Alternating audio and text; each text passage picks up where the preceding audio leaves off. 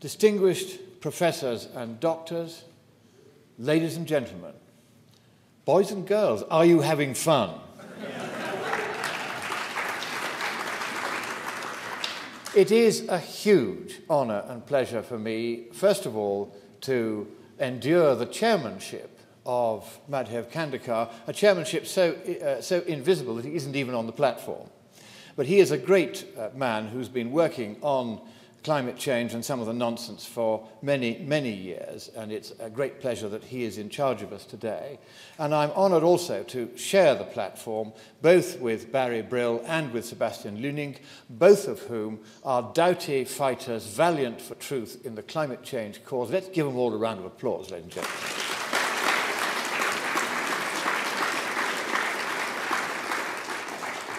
Now, my job today is to take the side opposite to that of Barry Brill, who is taking the relaxed, nothing to see here, move along side on what might happen at Paris.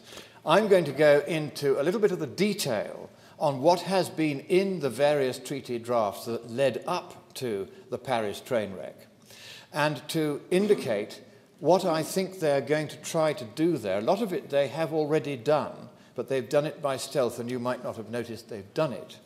And Paris is, in effect, going to be the crowning glory on a long, patient, and increasingly stealthy program of transfer of power and wealth and bureaucratic organization and, ultimately, government from elected hands here to unelected hands at the UN. So we start then with the Copenhagen train wreck. You've heard a little bit about this already from Barry Brill. What I'm going to do is to look at what was in the Copenhagen treaty draft. Now, I used to do a certain amount of treaty drafting for Her Majesty's government, and I have never before seen the word government used in a treaty in a context in which it is plain that a global government was intended.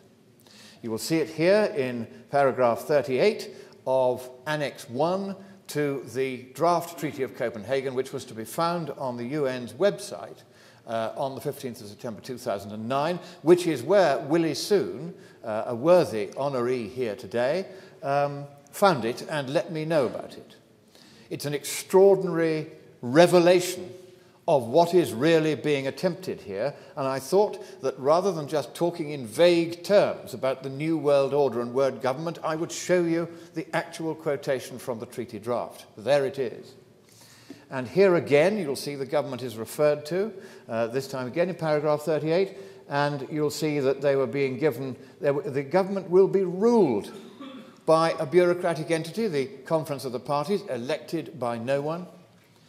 And the voters were going to have no say in any of this at all, and this government was going to have enormous powers. It was also going to subordinate the free market to public policies, which effectively means government by diktat from this new government entity. It was going to be very expensive indeed. Barry Brill has just shown you the figures for how little the UN now says it's going to cost the world if we do nothing at all about climate change. It's 0.2 to 2.0% of GDP if by 2100 all we get is 2.5 Celsius of warming, and we're not going to see anything like that. And here you can see they're asking for a 2% of GDP tax on the wealthy nations, and a financial transactions tax of another 2% on top of that, which would pretty much close down the financial markets worldwide. They work on basis points which are 1/100th of 1%, and here they are suddenly being told they've got to pay a 2% tax on each financial transaction. The economic illiteracy and also the economic ambition to centralize economic power that is evident in this treaty draft has not gone away. And the fact that that draft failed, largely thanks to the intervention of China, does not mean that they won't try to bring it back. Here are the democratic provisions for the election of this government, and because I'm very meticulous, I have listed them here in full. And when I first revealed the existence of this treaty in the United States on the 14th of October 2009, just a few weeks before the Copenhagen conference, somebody filmed the 4-minute peroration of my speech in which I described the details of this treaty and put it up on YouTube. Just they used their mobile phone to film it. And that has now been seen, in fact it was seen at the time by 2.5 million people. It's gone up to 2.7 million now. Interestingly, the forces of darkness did not want this to go viral. And when it had got to 2.5 million hits in 2 weeks, it's the fastest, still to this day, the fastest YouTube platinum for any political speech, they put up a dozen bogus YouTube pages full of gibberish, but containing somewhere within them the words Monckton video. Now that's cheap. But what they then did was they paid each of the search engines to make sure that those dozen pages of gibberish that nobody could read, it was just nonsense, were elevated above the video that everybody wanted to see that had had 2.5 million hits already. I got a phone call from Texas A&M University from a professor there who specializes in monitoring the internet. He said, "They've done this to you." I said, "Well, how much did it cost?" He said, "Putting up the pages next to nothing, paying the search engines to advance the rankings so that the viral chain was broken," which it was immediately when they did this. Within a day, it had all stopped.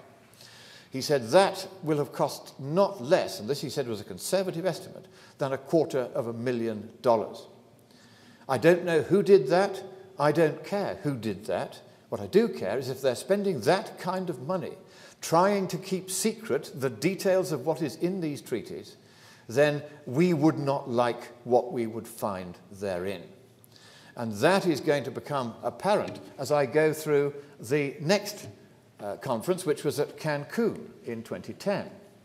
And here they began the process of simply building the world government that had not been voted through at Copenhagen.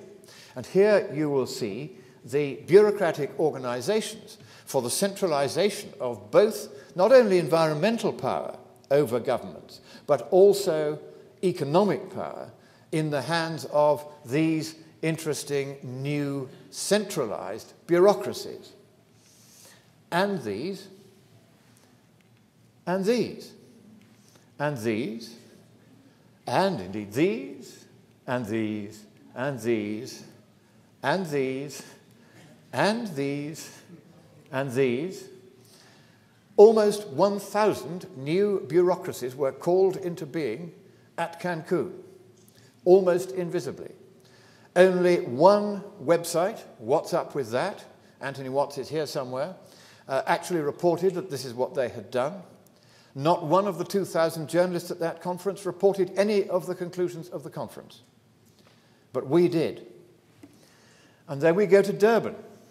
Well, at least I tried to go to Durban, but on the first day of the conference, I had a stand-up row with the head of the World Meteorological Organization, Dr. Michel Jarroux, because I said he had got a bogus graph on the front of the 1999 WMO report on the state of the climate, and it was time that he cleaned his act up, and he had me thrown out of the conference.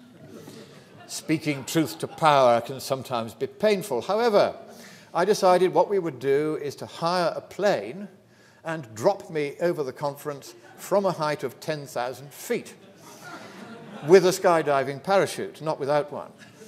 And here I am jumping out of the plane. And if you're going to take a selfie, make sure you take an interesting one.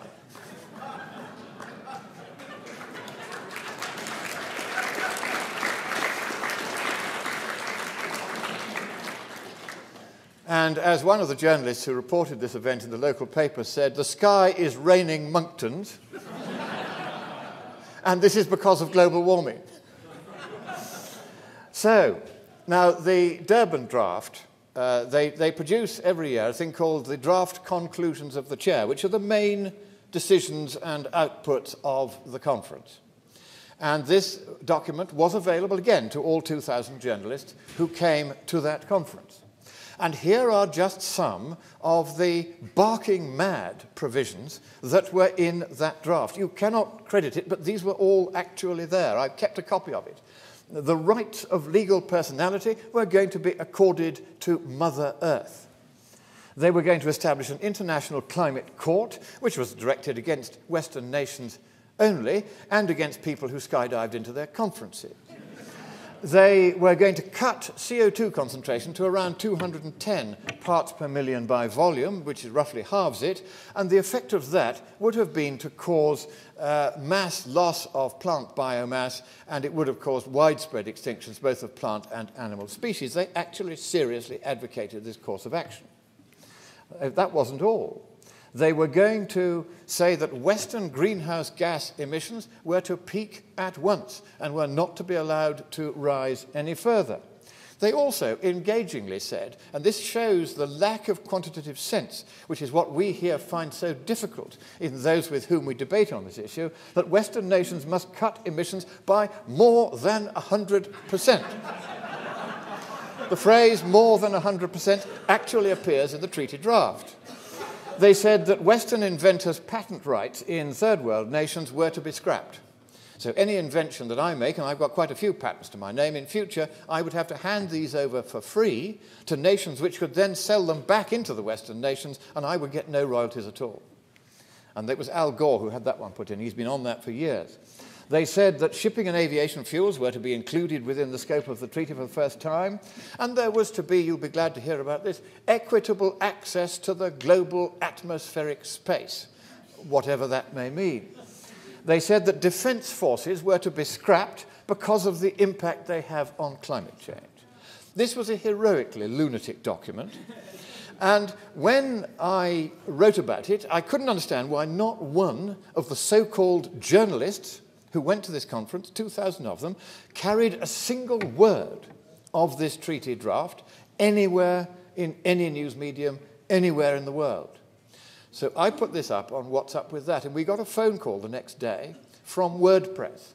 And WordPress hosts 500,000 blog postings every day, 500,000 on all subjects. And they ring the person every day who gets the most hits out of those 500,000 blog postings. And it was this one. And I was interviewed by a journalist earlier in this conference who said, you know, the fact is the readers aren't interested in what's in these treaties and all that nerdy, boring stuff. What they're interested in is how much you're being paid by the Koch brothers. And I said, that's easy. I've never met them. They love my work, but they've never sent me a check yet. And I said, as for my check from ExxonMobil, this month it didn't come yet again. So this was the lunacy, and 500,000 blog postings. This was the one that was read by more than any other blog posting, because people wanted to know what was being done in their name, and they wanted to hear about this extraordinarily lunatic series of proposals. And there is the WordPress result. So now we go to the Qatar catastrophe in 2012. I can't think why you're laughing. This was very serious. I think you're probably looking at the picture in the top left-hand corner. That is me dressed in Arab headdress. And this was because in the Arab world, there is an absolute rule that if you are given hospitality, you must show appreciation for it. And I was given this outfit by a businessman staying in the same hotel as me. He was a very distinguished Qatari delegate to the conference there, the UN conference. He gave me this, and the following day, by the strict obligations of Arab hospitality, I was obliged to wear it. I felt remarkably stupid, but it did have some entertaining moments because I was due to be interviewed by a rather serious young journalist from the Times, and we'd arranged to meet at a particular place in the conference. He walked straight past me. So I said, "Salam alaikum," and he jumped out of his skin. So the draft conclusions by the chair in that conference, I went as usual to the documentation centre to ask for this document. But they had remembered what had been done to them the previous year, because at Durban, when I had published the draft conclusions by the chair, the humiliation was so intense that within 24 hours of that publication, they had to drop 50% of the 150-page document that they were going to get the nations to agree to. They had to scrap it. And so they didn't want that to happen again. So when I said, "Can I have, please, the draft conclusions by the chair?" they looked at me as though they'd never heard of any such thing and smiled that little bureaucratic smile, which meant, "Got you this time, mate." And so I said, "We don't know what you're talking about." And of course, they knew perfectly well what I was talking about. But I did get my say at that conference. because I found myself sitting in one of the delegates' chairs. They were very comfortable, and most of the delegates by the fag end of the conference were still partying in the souk. So eventually the chairman, right at the end of the conference, he said, could you please, does anybody want to say anything? Hasn't said anything so far, but you must represent a group. So I thought, quick, what kind of group can we have? So I said, yes, I would like to speak on behalf of the Asian Coastal Cooperation Initiative. I was rather pleased of having thought that up on the spur of the moment. And so I was given the microphone, and I said, well, I'm terribly sorry, but there hasn't been any global warming for 16 years. And even if there had been, it's cheaper to let it happen than to do anything about it. So let's call the scientists and economists in and just check stuff out a bit before we carry on, just to make sure these conferences are heading in the right direction. And the booing and hissing that arrived immediately after that. And the official propaganda line is this because they knew I wasn't a real delegate and they were furious. Actually, it was because what I said was bringing their gravy train to an end and tipping it firmly into the gulch, and they knew it. So they were very angry. It was just as though you were at a pop concert at which Justin Dribbler was due to appear, and they'd announced he wasn't coming on. They were furious. So, but then they banned me for life from UN conferences. They didn't want any more embarrassments like the Durban one. And so they banned me for life because they said I had impersonated the Burmese delegate. Do I look Burmese? Do I sound Burmese? Did I dress Burmese? The chairman of the conference actually said he knew perfectly well I wasn't from Burma. So, of course, there was no impersonation, but they were glad to see the back of me, and I have to say, I of them. So here are the final decisions adopted by COP18 and COP8. You will find the link there. You try to use that link, and it refers you back to the same link. You won't be allowed to see the conclusions of that conference, nor of the Warsaw Waffle Fest the following year. And so what should we then do? I conclude on this note. What are we going to do before the Paris Piffle Fest of 2015? Now, you can see what they're up to. They're building these bureaucracies. They're transferring all power into their hands. They're going to try and get a binding treaty at Paris. And they've been going round, climate change ambassadors, Al Gore's been doing it. We've got a ludicrous figure called Sir David King, who is a misplaced research chemist, going round on behalf of the British government as a climate change ambassador. And they're nobbling governments one by one, and they're spending the whole of the next 2 years doing it. And they will be convincing them. The only one so far that is standing out, Mr. Brill will be delighted to know, is Australia. Because they reckon that Canada will have gone, but Australia is standing out. So, sir, I hope when you get back, you will first of all convey my kindest sentiments to your Prime Minister, a very distinguished and great man, and give him this advice, that given that there has been no temperature change for the last 17 years, 10 months, we need to make sure that there is a get-out clause in any so-called binding treaty that they may make. They are going to try not to put one in. If there's one thing you can do, sir, to make absolutely sure that we do not get locked into a treaty that we may later regret and then find we cannot get out of, you must include a provision like the one we managed to get put into the Kyoto Protocol. You see it here, it's Article 27, which allows any state party to that treaty to give a year's notice and then simply leave the whole nonsense. Sir, if you make sure that he makes sure that that goes into the treaty draft, whether or not Australia has any intention of signing it, if you put that in the treaty draft, they are doomed even if everybody passes it and even if they sign it, because the temperature will continue not to rise at the rate they said, and therefore people, if this provision is put in that treaty, will be free to leave. That's my recommendation. God bless you all and thank you.